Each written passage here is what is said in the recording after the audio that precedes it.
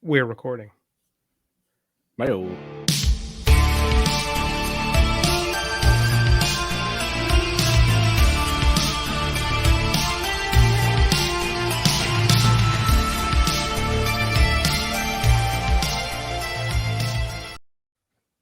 Hey now, it's Brace for Impact, and I'm your host, Mike Gilbert, and I'm joined as always by JD by God Oliva. How you doing, JD? One day I'm going to get that thing to transition smoothly. It drives I me think nuts every week.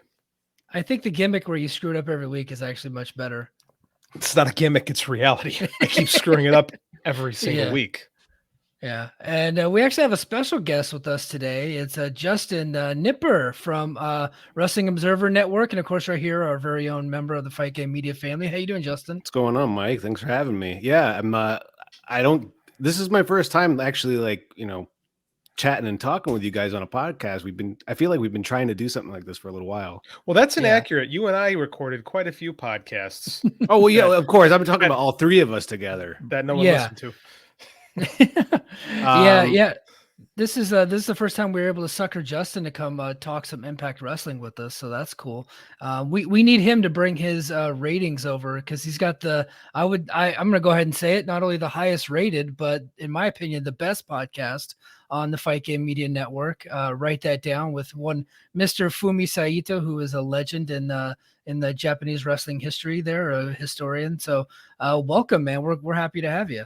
Yeah, I'm looking forward to talking Impact because I'm going to be covering it tomorrow on the F4W website, Against All Odds pay-per-view. So when they ask somebody to cover an Impact show that doesn't normally cover an Impact show, do you guys get like hazard pay or how does that work? Do you guys get a bump? No, it's just I think I'm filling in for somebody. I often fill in. I often these days I just do New Japan Strong on Saturdays generally, but every now and then when somebody I don't know. I don't know who usually covers it, but I think it's just a fill in. I did Triple Mania a month or two ago. That's always fun just to kind of pop in and pop out. Did a couple NXTs before it got all colorful. Well, cool. Well, I'm looking forward to using your live report as my source material. I'm going to go solo on that ass this weekend as I cover Against All Odds because I am in the most ridiculous time zone known to man, the Honolulu time zone, where I'm just way, way different than everybody else in the entire world, apparently. So I'm going to be recording it on my own. You're closer to it like Japan time than PST. Not necessarily. Not necessarily, like halfway, right? No, so Japan is like the most east you could get, and we're the most west you could get. So we're like almost polar opposites, if that makes sense. So right now it's 5:42 p.m. On Thursday night, right? And so that's 3 hours behind you. So Japan is what almost 16 hours ahead of you right now. So it's like 19 hours ahead of me. Which is insane. Which is weird because it's only about 6 hours, 8 hours flight. Yeah, it's just the way that the time zones work is how they do it. It's really a hard thing to explain. But when New Japan comes on for you guys, like in California, sometimes it'll be like 11 o'clock midnight. It comes on at like 8 o'clock where I'm at, or 7. Like the Dominion came on at like 7 p.m. and I was mad about that because UFC had just ended at 7. I was at a friend's house. It took me half hour to get home and I missed the first couple of matches. Like, hey, New Japan, can you push these back a little bit to make it more convenient for me? Because it's not convenient enough. While everybody's like falling asleep, I'm like, complaining that it's too early. What time is the Against All Odds tomorrow? That's I think it's on West Coast time. It's like 5, I believe. Yeah. So it'll be 2 p.m. in the afternoon, and I will definitely be at work while it's on. And so that's why we record so late here, is because it comes on while I'm at work. The regular Impact show comes on at 2 o'clock here. So I rush home, I eat dinner, and then I come straight up into the man cave up here, and I watch the show, and then we hit the record button, man. So that's how we're able to keep this ship going. So it's kind of cool. Cool. Yeah, I'm looking forward to it. I watched the last half of Impact tonight. I don't know if you guys are all caught up on tonight's television, but I was really impressed with the main event. Holy shit. Oh, excuse me. I don't know if we can use blue language on this or fuck shit. Okay. Yeah. Frankie Kazarian and Chris Sabin. Damn. Yeah. They make me feel proud to be in my late 30s. Oh my gosh. Yeah. So as good as, or as I would say, as bad as last week's episode was, this week was like probably 100 times better. So that's why I'm glad that you're a guest host this week. You actually got to see like a very good episode. Last week was, very middle of the road. It was WWE light, and this week was, kind of more full blown, kind of what we've been more accustomed to in 2022. Go ahead, JD. Kind of. Yeah. Kind of. My light thing just fell over. Sorry. Okay. Yeah, so we'll go ahead. We'll go ahead and get started. And I know you didn't catch but the last half of the show, so Justin we'll bring you in as we go through. We're just gonna do kind of a quick rundown of the show, and as always, we will start with the BTI pre-show. On BTI, Rich Swann beat Raj Singh, and that was talking BTI. Thank you, folks. Thank you for talking BTI with us every single week. Can you remember when Rich Swann was the champion of this promotion, and now he's not even on the show? He's the digital media world heavyweight champion, sir. Remember when Rich Swann was the champion of this promotion, and now he's not even on the show? How long ago was that? Well, Kenny beat him, so it was just a year and a ago. half. Yeah. Kenny beat him in April of 21, and ever since he has not been doing much. It's less than a year and a half. It's only 14 months. Yeah, 15 months. That's crazy. Yeah. After he lost that match, he slid down the card, and then he was a tag team guy for a while with Willie Mack. And seems like they were trying to get behind him, but they saddled him with the digital media thing. So he just wrestles on, Twitter and YouTube. So is what it is.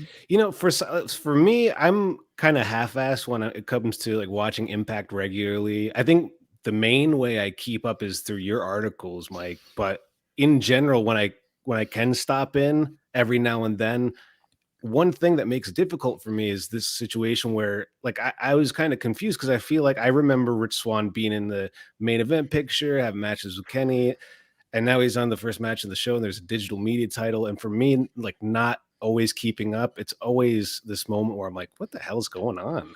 It's like a barrier for me as a casual fan to like kind of follow it. Because if I'm kind of confused, I mean, not everybody has a chance to go on a podcast and talk about it. So most other people will just change the channel. Here's the first rule of the digital media title. It's not real. It's not a real title. They pretty much ignore it. So we pretty much ignore it. Makes it easier. It was a thing that they created to add more content to their Impact Plus and their YouTube streaming service. And they try to keep the matches exclusive to those services. But because they do that, they don't put it on the regular show. Nobody cares. Again, he's defending his title against Brian Myers tomorrow at Against All Odds on the pre-show, and nobody's going to care about it. They're trying to make you care. They're not trying hard enough. They're not doing a good enough job to make me care. Although I love Rich Swann. Me too. By putting they had it on Cardona before Swann, and I'm a big Cardona fan now. They had it on Cardona when Cardona was the hottest character on the Indies, and then basically kept him off the show. Yeah. It seems like it's a leftover MacGuffin from Cardona, and it's just kind of there. So because his story with Impact, it's kind of up and it's over right now, and they moved it on to Rich Swann, but it doesn't seem like there was much of a plan or like a direction. Is there? Well, there was. So there was. They were supposed to wrestle at the Slammiversary, but Cardona got hurt. So, okay. I think they were just they wanted to do the Swann Cardona match, and that was supposed to be a bigger match for the history of that title. But, he got hurt, and they put it back to Brian Myers. And of course they put it back on the pre-show. So again, and it was actually before the Reverse Battle Royal. So that's where they settled that title. I feel like I've seen a lot of Battle Royal variations between AEW and Impact lately. Dude, there's so many Battle Royals. We're going to get one tomorrow night too. I'm Battle Royaled out. I mean, it's just like, let's throw everything in the pot and we'll see what happens. Well, and then MLW has the Battle Riot coming up too. Impact had their Gauntlet for the Gold a few weeks ago, and that was actually very good. I really liked that one. But when the card was coming out for Forbidden Door, I was convinced we were going to get a Rambo in the pre-show. I was absolutely convinced that was going to happen. I'm glad it honestly surprised.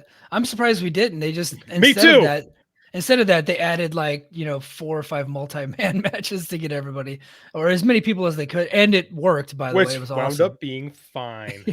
No problem with that. Turns out when you put a bunch of good wrestlers on one show, they'll do really good stuff. So, But so the opening video recapped last week's dominance by Honor No More and both members of the Briscoes being injured and unable to compete against all odds. Again, I think that Mark Briscoe's just on maternity leave. Looks like he'll be out a little bit.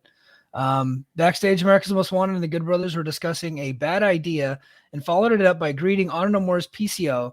And after attempting to make PCO realize that he wasn't being appreciated by Honor No More, Vince interrupted and led PCO away. So they're obviously clearly going towards getting PCO away from Honor No More. Like they've been planting the seeds the last couple of weeks there.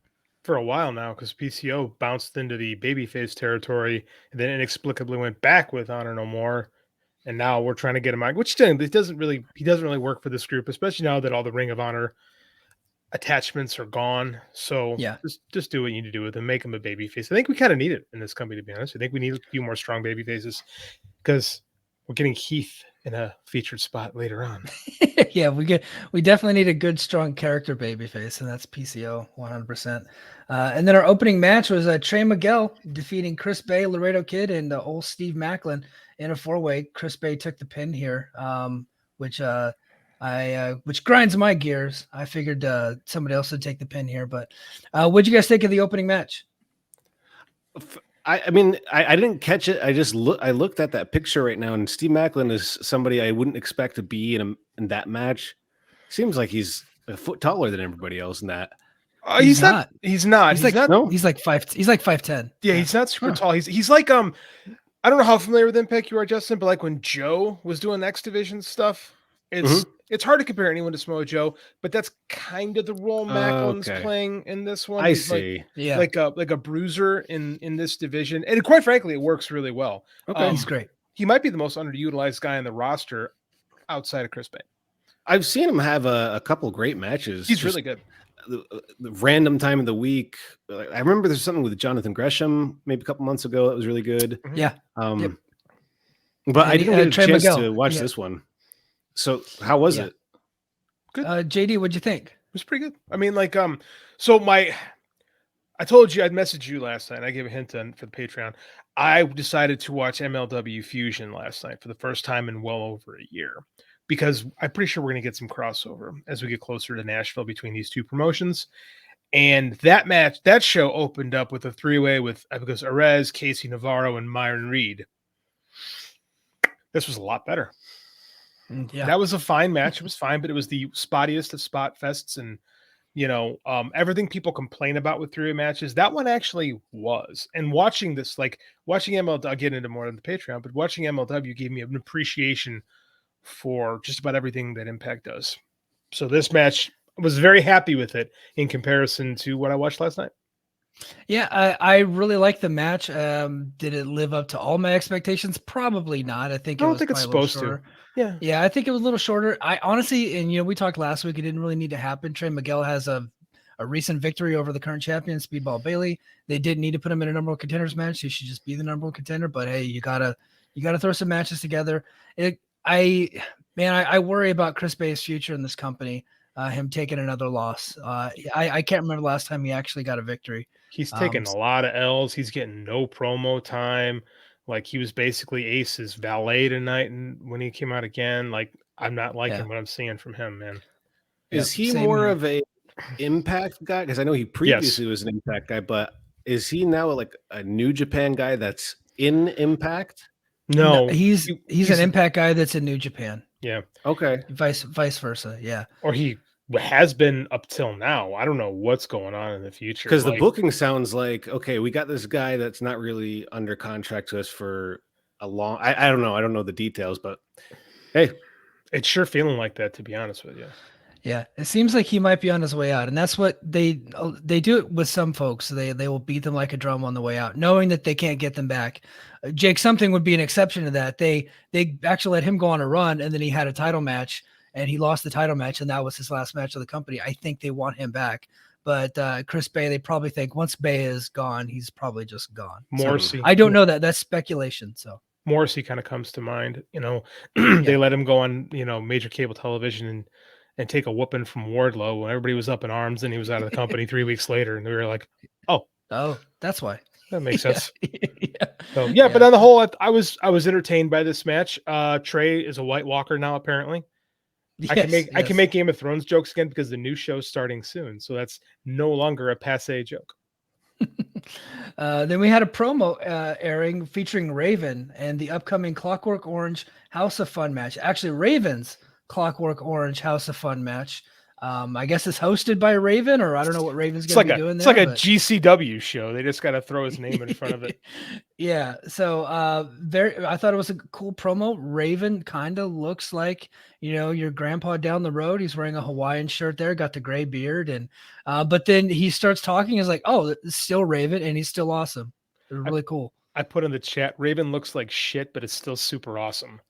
He aged the way you expect Raven to age, quite frankly. Like, he looks terrible. Yeah. But then when you said Hawaiian shirt, it made me think Johnny Polo, not Raven. Yeah, it was kind of like Johnny Polo doing a Raven promo. You know what? That's kind of what we just saw. And I didn't think about it until Justin just said that. But it was a really good promo. It was edited. I do think some of our what we do with video production is some of the best in the business. And I thought this was a really good Impact promo. And it got me a little excited for like the madness that is the Clockwork Orange House of Fun match. Which again, I've never been a fan of the Clockwork Orange House of calling it that because it's not a lot like Clockwork Orange. It's more like can they just say that? Can you have like a Big Lebowski battle royal? They get away with it. I mean, who did Clockwork Orange, the movie? Stanley Kubrick. Kubrick. I think he's dead. So what is he? What it was a book first. Yeah. So there are in fact media rights to that. Like unless it's public domain. I don't think so. I don't know why. There's no reason for us to investigate any further. This is I don't know. This is interesting. It's interesting. It's also futile. It's incredibly futile. That's our show, man. That's what we do. Basically Brace for Impact. Look, we say whatever we want because we know Garrett's not listening. So we just get away with but it could be public domain. Winnie the Pooh's public domain now, and they turned that into a horror movie. No, there's a Winnie the Pooh horror movie coming out. I know. I talked about it in my other podcast. Like nothing is sacred. They turned Winnie the Pooh into a cannibal.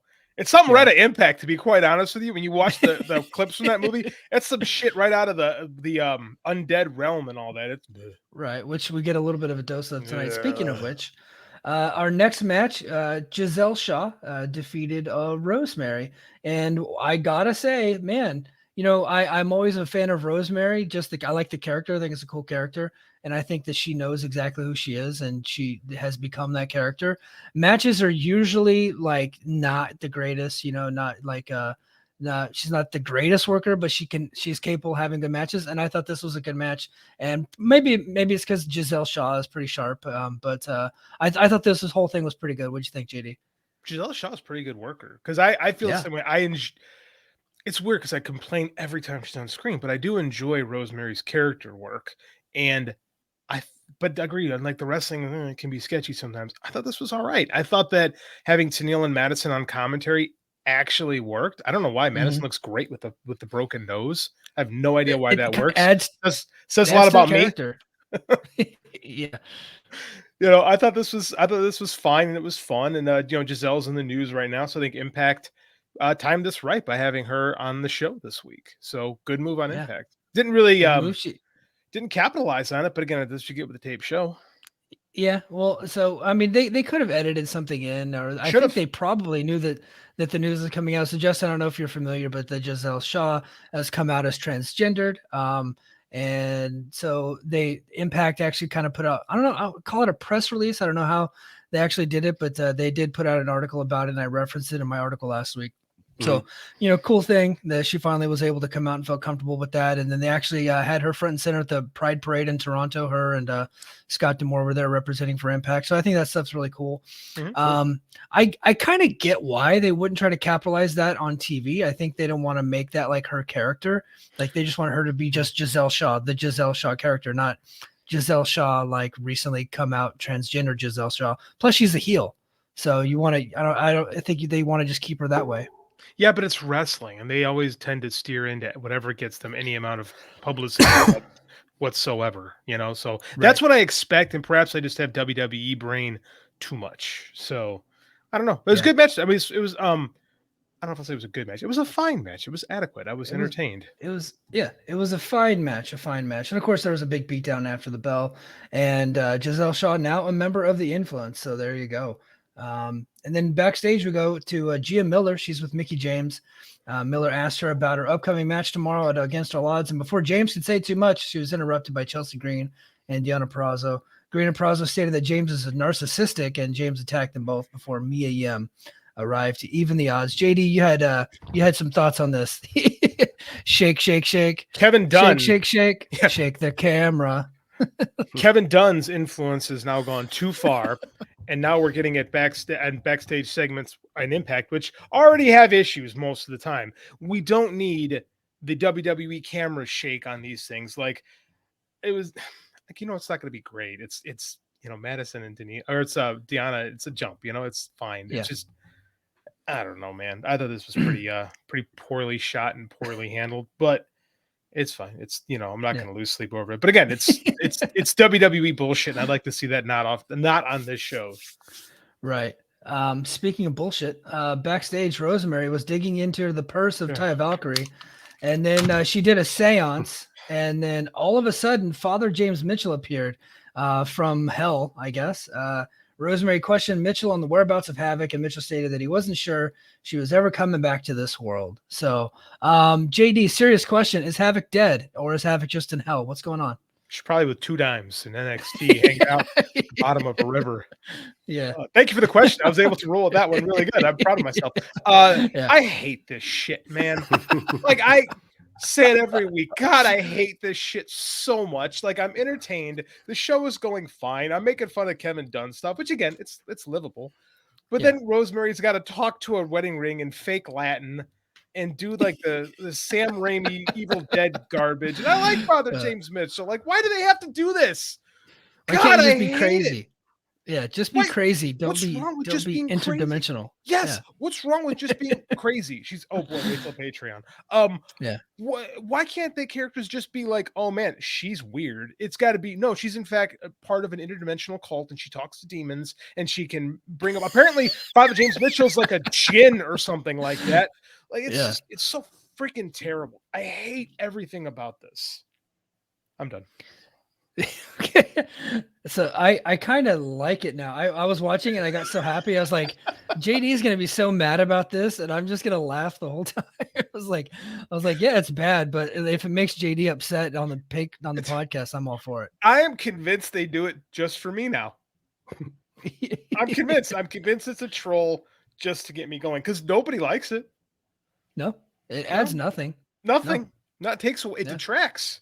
But I mean, like, legitimately, you think Havoc's actually gone from the promotion?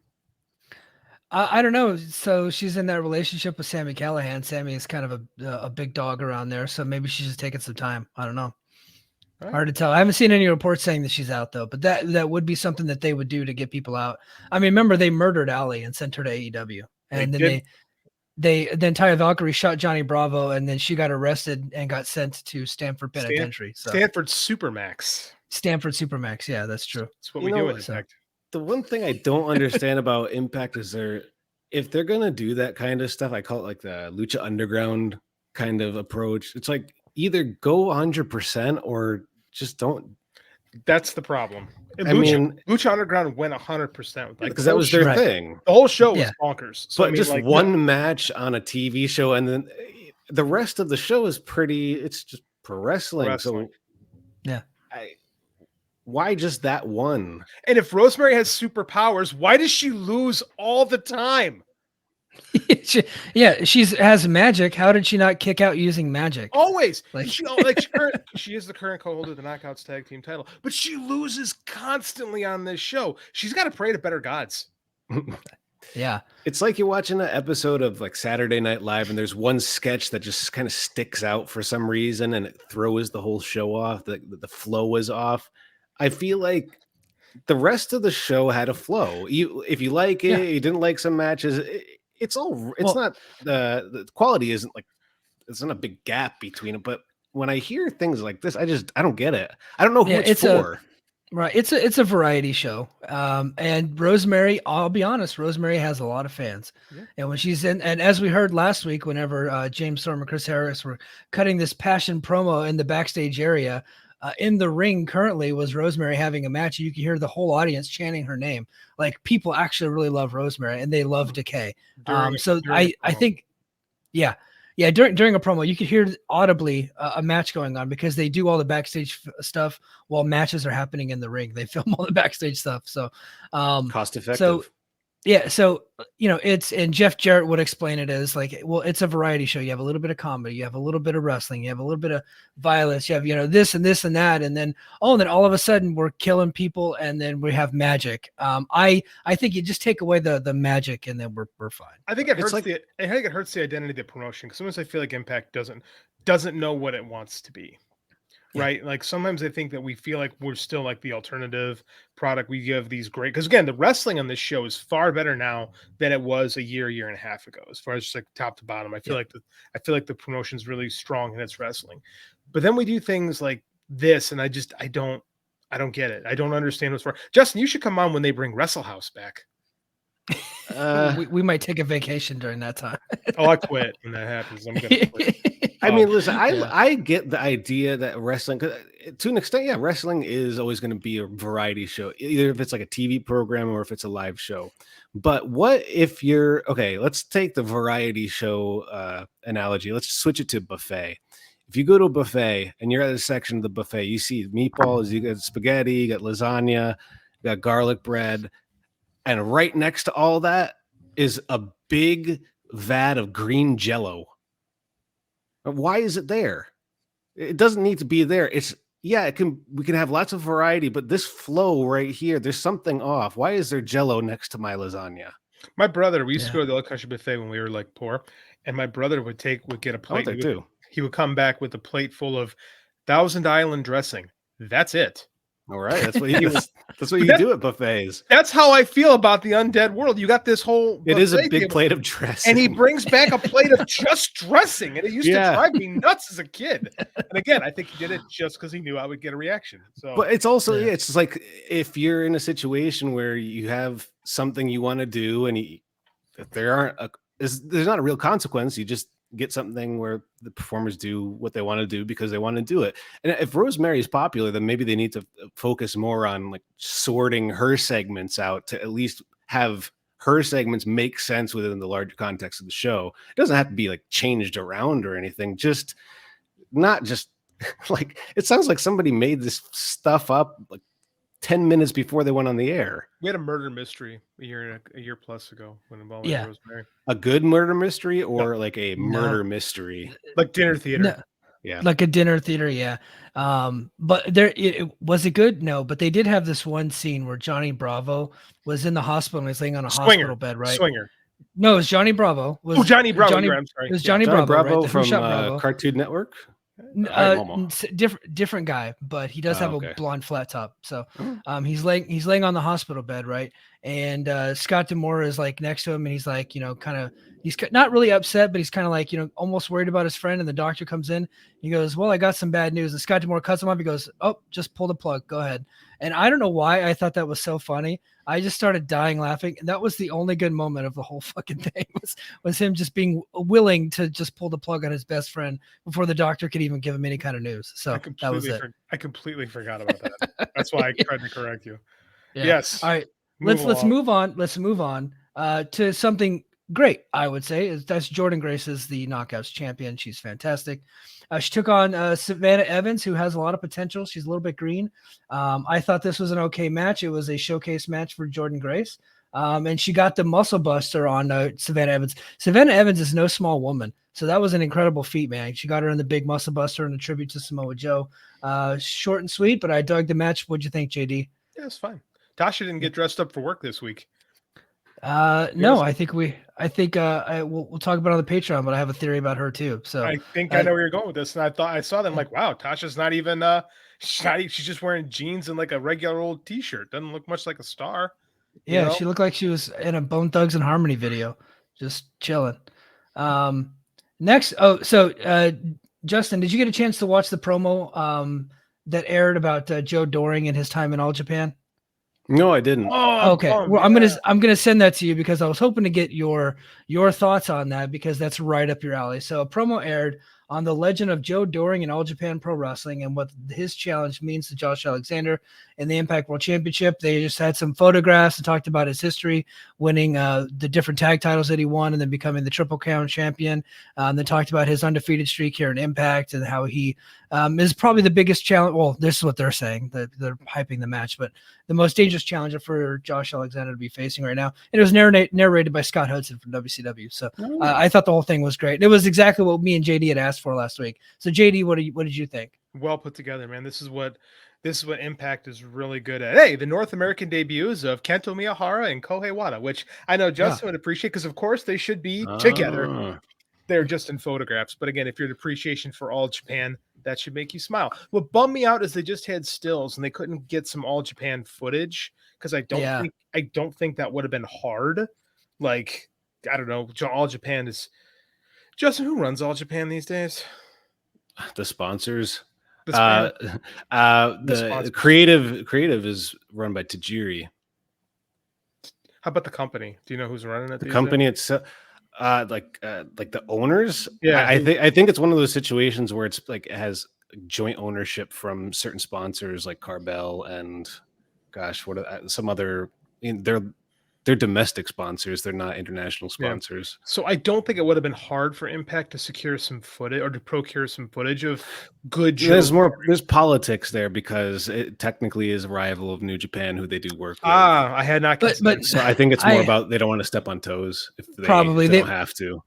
They probably didn't ask, but I mean, New Japan has sent some talent to All Japan shows recently. They're super shows, and the Baba Memorial Show and stuff like that, right? And to be fair, this promotion still bills Eddie Edwards as a Noah guy. Yeah.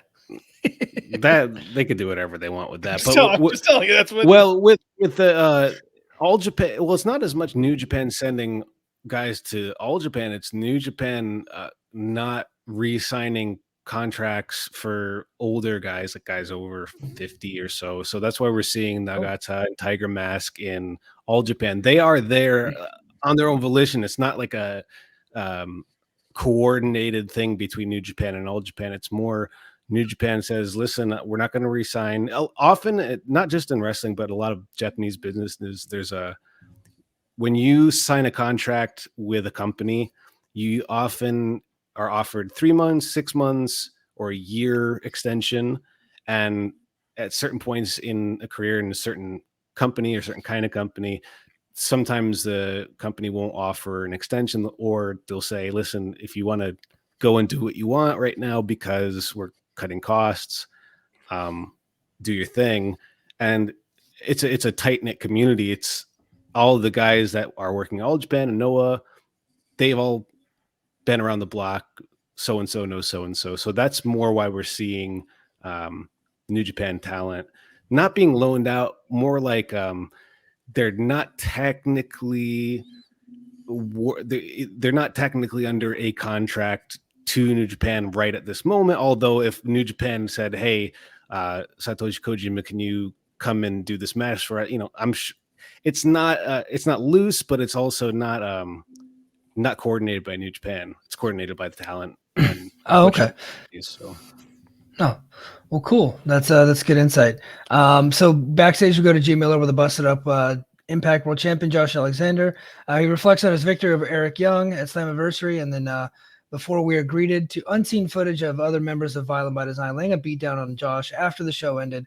Alexander then focused on his match tomorrow against Josh Alexander and pondered whether we would see Eric Young make an appearance. So it seems like they're leading to Eric Young getting involved in the match. Somehow we haven't seen him in a couple weeks.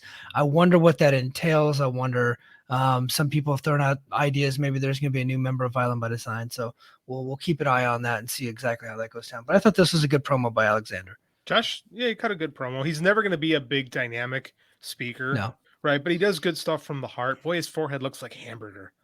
Yeah. That thing, oof, what is that? Yeah. And he wasn't, and he's not a very good bleeder. Like Angela Parker, that guy can bleed, right?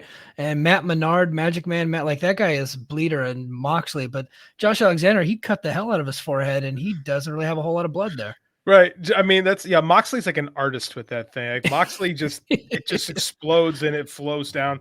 Josh, I don't. It looks like he took an X-Acto knife to his forehead. He looks like mass transit. Like he just kind of went. Yeah. Next, we go to the Good Brothers with James Storm. They defeated Honor No More, PCO, and Vincent. They had the rest of the crew there at ringside to retain the World Tag Team titles. Decent little match here. I dug it. I think we had Big Lights Carl this week. He was looking okay. I think obviously PCO and Vince looked really, really good. And then after the match, Honor No More attacked the Good Brothers and James Storm before Chris Harris hit the ring. And then after a stare down between Honor No More and Harris, Heath's music hits, and then the crowd goes mild as Heath trots down to the ring there, brought a weapon with him and Harris, and then they beat down Honor No More and sent him packing. That happened. Yeah. One more week, we see the Good Brothers somehow zapped of their personality. I don't like this. I hope the Good Brothers turn on America's Most Wanted, I guess, is what we're going to get. I mean, this is where I tuned in. I didn't know that was Chris Harris. I mean, I kind of assumed it was Chris Harris at first, but that kind of stuff. I mean, listen, I'm sure he's a great guy and all, but it's not who is that for? I mean, America's Most Wanted, they were over 20 years ago in a smaller company, but I mean, this guy doesn't look like an active wrestler. Well, he's not. It sure doesn't look like it. I don't know what that's supposed to. How is that supposed to entice a fan that's not totally familiar with Impact? It's not going to. I don't know. It's not. We're playing to the base with this one, and I'm okay with it, to be honest, because there's a lot of Impact fans. This is a big part of this company's DNA is that we love TNA. Like we don't call ourselves T anymore, but we love everything about TNA, right? And so very often we get big TNA guys, big TNA moments like this. The tonight's main event is all about TNA. So this is another example. We bring back one of our most beloved tag teams. And I don't think Chris Harris has had a match since he was Braden Walker. Right. So I don't know, man. This is he going to wrestle or is this a gimmick? Are we going to get him hurt next week? It's a 10-man tag. He's going to come in. He's going to throw some right hands. I saw him a year ago throwing right hands. That's true. When he was at ringside for a James Storm match, and they can run into his fist, and he can he still has that great Memphis punch. He was brought up in the Memphis circuit, so everybody else is going to do the work, and Chris Harris is just going to throw some right hands on the outside. He'll probably even bleed. That's gonna be the extent of it. I get what Justin is saying. Like you're not really getting any new fans. And we're celebrating TNA. That's exactly what we're doing. We're not getting any new fans here. This show is going head to head with SmackDown. They are not interested in bringing in new people to watch this show. Fair enough. Joe Doring's not a big star in this company. He hasn't really had a whole lot of singles matches. I think this is just a make good because Joe Doring and Josh Alexander have been publicly asking for it for a long time, and they're finally just giving it to him. This is just, hey, we have to put some content out. We have everybody's paying their $5 a month for this, which I just subscribed actually just so I can get the show. $5, which is not that bad. So that's what this is. And America's Most Wanted coming back appeals to me. that's about it. Beer Money was the better tag team, but I liked America's Most Wanted. Yeah. I liked America's Most Wanted. I liked Chris Harris before he went to the WWE and kind of ruined his career. But destroyed his entire career. Was they really good at killing Impact or TNA guys? Destroyed Monty Brown's career. Yeah. Wow. Crazy that I just made that connection right now. This is fine. I mean, like you said, like we talked about, this is not really a pay-per-view, right? It's an Impact Plus special. It is what it is, and it's basically a Clash of the Champions. Exactly. It's Clash of the Champions on their streaming service. It comes with the subscription that you pay for every month. These are what we thought the AEW Battle of the Belts things were going to be. Yes. It's fine. It's what it is. I mean, I talked before, I'm not thrilled about the main event, but I mean, again, I think this is a way to get another Eric Young match, right? And that seems to be where we're headed. Yeah, absolutely. And then we go backstage, Good Brothers and America's Most Wanted. He shared some words. And then Chris Harris basically begged James Storm to let him wrestle. Said that he was going to be okay. He said he was in the best shape of his life. I was like, hey, you lied. I don't think I don't think that one's true there, buddy. But who am I to talk about being in shape? But and then Storm agreed. They had a big handshake and deal, and they said they're going to go drink some beers. So there you go. I believe. I don't know if I believe that. To be honest with you, Chris Harris should not be drinking beers. No. But that being said, Cowboy makes these things work. He's so great. He's a good performer. He really is. Yeah. And he, like, because the Good Brothers struggle to be good heels or baby faces. I'm sorry. Terrible. And James Storm carried the whole segment because he knows how to be a baby face. And all the Good Brothers had to do was be in the background and cheer. And I thought they did an effective job of that, of just cheering the cool shit that James Storm was saying. James Storm is like the best modern day version of a Southern baby face, right? Like we don't get Southern, like old school Southern baby faces anymore. And when James Storm comes out, it's like, oh yeah, that's what it's supposed to be like. You know, he's really a throwback to a different era, and like he's still good. He still cuts good promos. He's still good in the ring. He still looks great. What is he, 43 now? Something like that, yeah. I mean, he still can do it. And again, I just wish I know he's got the successful real estate business. Happy he's making money. I just wish we saw him more frequently somewhere. You know, he kind of shows up when he wants here. He does a little bit of stuff in the NWA. Like, I'm amazed Tony Khan hasn't tried to bring him out at least one time on Dynamite, because you know Tony Khan loves his TNA. I mean, this new set is basically 2 different TNA sets. Am I wrong? Yeah. No, you're absolutely, the tunnels, and then he's also at Universal Studios. Giant video wall that they have now. Like, yeah. But yeah, it's like I enjoy seeing Cowboy. I don't know about Chris Harris. This is going. You know what? I'm more interested in watching the show just to see what Chris Harris does. That's honest to God truth. Yeah. Yeah, that's going to be a little bit of a rough one. Yes. Yeah. And then we're actually running up on time here for the free feed, so I just want to real quick. Ace Austin defeated Alex Zane, a rematch from the Best of the Super Juniors. What did you guys think of the match? I thought that was strange that the crowd chanted Impact Wrestling for, like you said, this match that just happened in New Japan. Should you at least be chanting for the wrestlers? Ace Austin, like I said earlier, I dip in and out, and Ace Austin's one of those guys where I see him and he always changes something up a little bit, like either his look, the way he wrestles. If you kind of stack that up over the past couple of years, he's really like he feels like a more fully formed wrestler. I mean, it's not necessarily my cup of tea, the wrestling style. I think he's very creative. I think he knows what he wants to do. Although this match for me, it's hard to get into it. And I'll talk more about it when we talk about the next match, because the main event had everything that I wanted that this match didn't have, which is, I guess, I'm not asking for much of a story, but give me a reason why you're doing these wacky, wild moves. And the Taco Bell thing, I don't get it. I don't get it. That's Alex Zane just being Alex. It's Alex Zane's. It's his Twitter character. And he's popular, if you don't follow, he's popular. If you don't follow him on Twitter, you don't know the character. Here's what's weird.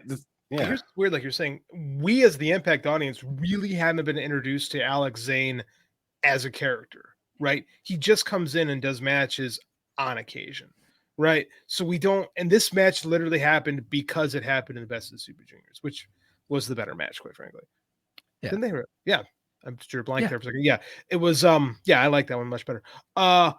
It's fine. Like, it was good. I enjoy that kind of stuff. I do enjoy the flippity floppities.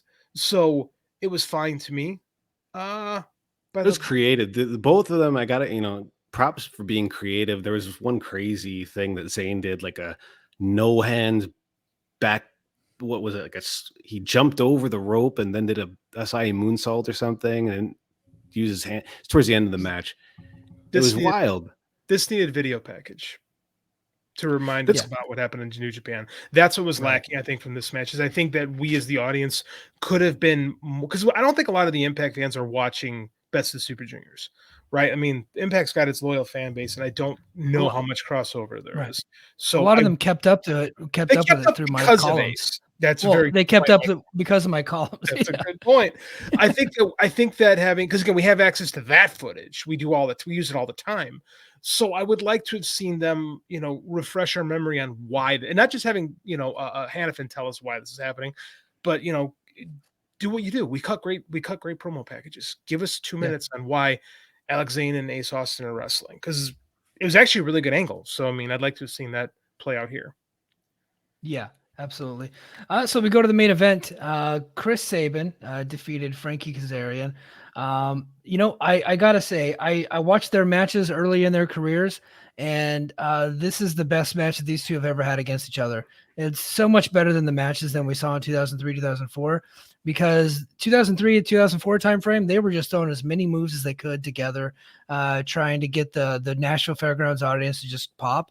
They told a story here, and I would say like the first 5 minutes, somebody might have thought it was boring, but they were actually setting the table for what was happening later. And then they built to that crescendo. And the last 5 minutes, this match was incredible. I thought just a wonderful, wonderful match. The last match that Brian Hebner, apparently the referee, is ever going to ref. We'll see how that goes. But that was his retirement match. So I loved this match, man. What'd you guys think? Awesome. I agree. I agree with you. I did get a chance to watch the 2003, 2004 that they first around it was Fairgrounds. It was in the Fairgrounds, but yeah, it was around that time. Yeah, so I went back and watched that one too before, and I agree with you. I think they're smarter professional wrestlers now, right? Yeah. They get that less is more, and they're seasoned vets, and they really knew how to put together a really good match. And we've been waiting for this for a little over a month now in this promotion. Like, we've been building to get here, and it really doesn't do much to advance like a story or anything like that, but it was just a great pro wrestling match. It was probably my favorite professional wrestling match I saw on TV this week, to be quite honest with you.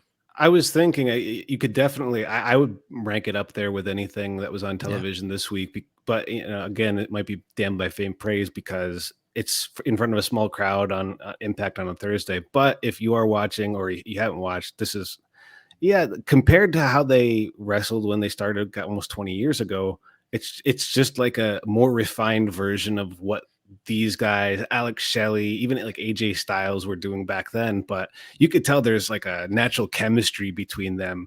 The flow, there's no like stutter moments or pausing moments like you see in some other matches with the younger guys where there's like a hesitation or are they confused? Am I confused? What's going on? It was just like a natural flow to the match from the beginning where it was a little slow. I didn't think it was too slow, but compared with everything else on the show could come off as slow. But I think it paid off. I think they can do it. And I think they're in better shape now than they were like 20 years ago as well. I agree. Oh my God. Yeah. Crazy. Absolutely. Both guys look incredible. I know that people think that Frankie Kazarian is probably pretty underutilized in AEW, but I think it's probably because they're not watching Rampage or Dark, and that's kind of where you would see Frankie Kazarian. But he is so freaking good. AEW has a great wrestler in him, and then Impact is so lucky to have Chris Sabin around because I think that guy could be a top guy in any promotion.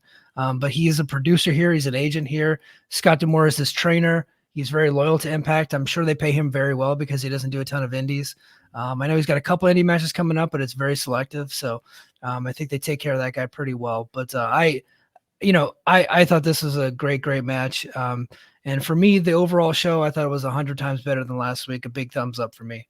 Yeah, absolutely. Anytime we get the guns on TV, even if it's just Sabin, right, it makes me happy. Yeah. I just like seeing them together. I like hearing the music. Like it, they big thing. Oh, the most influential tag team in Impact. It's like, yeah, no kidding. Like everyone has taken a page. Everyone in the States has taken a page from what the Motor City Machine Guns did, and just watching two consummate professionals still be great 20 years later is something that makes me happy. Because like back in the day when we were kids, when old guys would come out on TV, it never looked good. It was always a joke. And these guys are like the same age as like Roddy Piper was in 2003. Right. And it's true. Like, and they're still really good. So almost more athletic and like more like they're pushing themselves more, at least in the ring. Mm-hmm. Yeah. The character and the angle stuff, that's a different story. But as far as just being wrestlers in the ring, I mean, this was good enough to watch. Like I would watch that and go, okay, I'll check out the rest of the episode because it was that good. I really enjoyed the main event. Me too. Yeah. I enjoyed it very, very much. And just real quick, we won't go match by match on Against All Odds and get thoughts. I'm just going to run down the card real quick, and then we'll kick it over to the Patreon. So main event, we got Josh Alexander against Joe Doring, of course. Obviously Josh Alexander is going to win this one. But you guys, I think, Justin, you're probably more familiar with Joe Doring than I am. I know JD, you're pretty familiar with him. I think when Impact signed Joe Doring, I think both of you guys, at least one of you guys, sent me some videos watching some old Joe Doring matches from All Japan. And JD and I were chatting earlier in our BFI chat, and this is very much a, does Joe Doring still have it match? What do you guys think? Are we going to get kind of the 2010 Joe Doring, or what do you expect to see here? I think we'll get a decent match. I think we'll get a good 8-minute match, right? I don't think it'll be very long. I think it'll be protecting Joe. He's going to do that big cross body. He'll do some cool power spots. Josh is a good worker, but we're not going to have a resurrection of a guy who was really good. Probably one of the best big gaijins in his era. Joe Doring was really good back in the day. He's just not that guy anymore. But we'll have a good match. They'll probably have some schmozziness with the rest of VBD, and I imagine we'll see Eric Young come back and pile drive Josh on something. Yeah, that's kind of what I was thinking, just because what you guys were talking about, the show is more like a Battle of the Belts, Clash of the Champions type show. So if they did have the capacity to have a great main event world heavyweight title match, maybe they wouldn't have it on this show. So like JD said, maybe a short or teaser version of what they could do or how it would work out, and probably some more storyline angle stuff involving Eric Young. And I imagine that is what will probably cut off the match, or at least whatever happens, I expect some storyline stuff to happen. So cool. Yeah. Cool. All right. So we'll just do quick hits. Just tell me who you think's going to win. Jordan Grace and Tasha Steeles. Jordan Grace. Jordan all the way. Absolutely. X Division Championship, Speedball Bailey defending against Trey Miguel. I got to go to Speedball. I lost the graphic. Speedball. No, it's okay. Yep, Speedball all day. Don't worry about the graphics. Knockouts Tag Team Championship, Taya Valkyrie and Rosemary against Tennille Dashwood and Giselle Shaw. I don't care. All right, who gives a shit? We'll move. Yeah. Whoever uses magic. There you go. So that's what's going to happen. Right. It's going to be them. Rosemary, definitely. Ravens, Clockwork Orange, House of Fun match, Moose and Sammy Callahan. I'm looking forward to this one. This is going to be chaos, right? I always say I'm tired of plunder matches. Then I watch a good plunder match and I go, oh, that was fun. And I imagine this will be a fun plunder match. It never fails. I think that we will get Moose on this one. Moose. I was going to okay. I was thinking the same thing. I'm going to stick with Sammy. I think Sammy gets the dub here. We'll see, though. Honor No More versus the Good Brothers James, or America's Most Wanted, and Heath. I'm going to say Honor No More. I don't expect it to happen, though. I'm interested to see how long Honor No More, the faction plays out. I guess this might, tick. Yeah. Yeah, and this might either keep it going or we might see it start to wrap up from here. I think they pinned Vincent or something like that, and then PCO and Vincent get kicked out. Is what I'm thinking, but who knows? Deonna Purrazzo and Chelsea Green versus Mickie James and Mia Yim. This is interesting. I don't know. This is one I can't really think of who I would think of when. I'm going to go with Mia Yim and Mickie James. Yeah, I'll go with that too, because Deanna's the champion, and maybe they want to. Deanna's not the champion. Oh, she's not the champion anymore? Jordan's the champion. Excuse me, Jordan Grace is the champion. See, that's how long I've been away and been paying attention. So, yeah, what JD said, I believe him. Yeah. Having Justin on the show, we're just trying to educate him for his live review for Against All Odds tomorrow. It's a prepper. Okay, so this one is going to be a barn burner, and if you weren't excited for the main event or you weren't excited for Speedball Bailey and Trey Miguel, they just announced this tonight. I think it's going to be a show stealer. The Motor City Machine Guns versus Ace Austin and Chris Bay. Oh, I missed that. Oh, yeah. When did that get announced? Towards the end of the show? They announced it in passing. They didn't even get a graphic. I didn't even notice that. Yeah, I did hear that. Yeah. That should be great. That's interesting. I think they're going to tear the fucking house down. Yes. Yeah. I don't expect Bullet Club to win. I think Chris Bay takes the loss. I think Chris Bay gets pinned. That's what he's been doing. 100%. This might be Chris. Swan song. Getting the boot. Yeah, we'll see. And then the pre-show, Digital Media Champion Rich Swann defends against Brian Myers in a .combat match. Okay. What? Now, are you interested now? Are you interested now? But the last .combat match was awesome. between Matt Cardona and Jordan Grace. Yeah, it was hard. It made me laugh Jordan Grace times. She powerbombed Matt Cardona on flip phones. Like, how could you not like that? That did happen. Well, it's got some stuff to live up to. Yeah. I don't know, man. I mean, it'll be. I can't take. Whatever. Rich Swann. I mean, yeah, they're gonna probably keep the belt on Swann until Cardona comes back. So it's a torn bicep, man. That's a long injury. That's a long process. That is true. But like I said, he's kind of a genetic freak. You get the 10 cc's of Dianabol a day. Maybe you heal up a little bit faster. Who knows? It is used for recovery. So it is. That's what it's for. But hey, if you're listening to us on Spotify, Apple Podcasts, wherever you get your podcasts, that's going to do it for us this week on the free feed.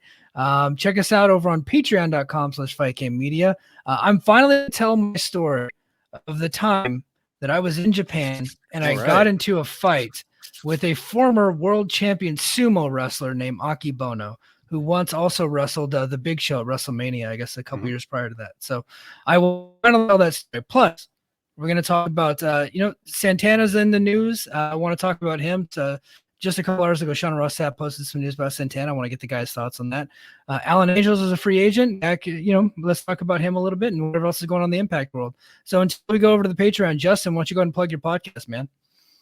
Write that down with Fumi Saito. It's on the Fight Game Media podcast feed, along with Brace for Impact and all of our other awesome podcasts. So new one just dropped today. We talked about Tajiri's new book, which is in English. It's been translated into English. It's called What Pro Wrestlers Are Showing the Audience. We did an extensive talk on that. We talked about Forbidden Door. This was before the pay-per-view last week. So we did some general talk about Forbidden Door and Bryan Danielson especially. And next week, if you are interested, be on the lookout for the podcast feed for Write That Down. We're doing a profile on Kensuke Sasaki. Write That Down is the best Japanese professional wrestling historical podcast out there. You will learn so much listening to Fumi. Like, I sit there and I'm lost every week and just learning so much. Like, I'm a history junkie, so I just sit back and listen to you two guys go at it, and it's so much fun. I love your show. Thanks. Yeah. And we're gonna have some guests coming up. I don't know if we're gonna put on the Patreon or it's gonna be on the free feed, but cool stuff coming up. And if you're watching Against All Odds tomorrow, check out the WrestlingObserver.com, F4WOnline.com website. I'll be writing up the report. Cool, man. JD, you got anything to plug, brother? Nope, me either. No column this week. So, but I will be going solo on that ass this weekend. I'll be reading Justin's report and talking some Against All Odds over right here on the Patreon. So again, patreon.com/FightGameMedia, free feed. We'll see you later, and Patreon, stick around.